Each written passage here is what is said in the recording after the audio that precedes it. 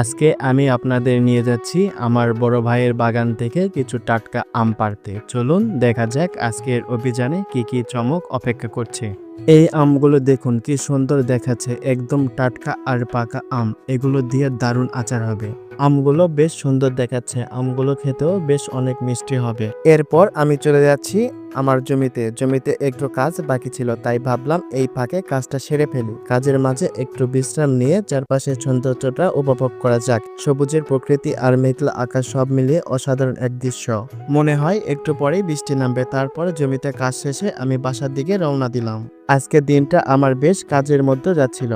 কাজ শেষে আমি রওনা দিলাম বাড়ির দিকে। রাস্তায় আমার এক বড় ভাইয়ের সাথে দেখা হয়ে গেল। বাসায় গিয়ে দেখি এই কি আমার বড় ভাইয়ের হাতে। এই মোরগটা তো বেশ পালোয়ান দেখছি, একদম যেন সুপার স্টার। আর এর চলাচল রাজকীয়, তাই না? ওর মোরগটা বেশ সুন্দর, একদম পোষা, ছোট বাচ্চাদের মতো আদর করে। এরপর আমার বড় ভাইয়ের সাথে দেখা হয়ে গেল। বড় ভাই গরুর জন্য ঘাস কাটছে। তারপর আমি রওনা দিলাম বাড়ির দিকে।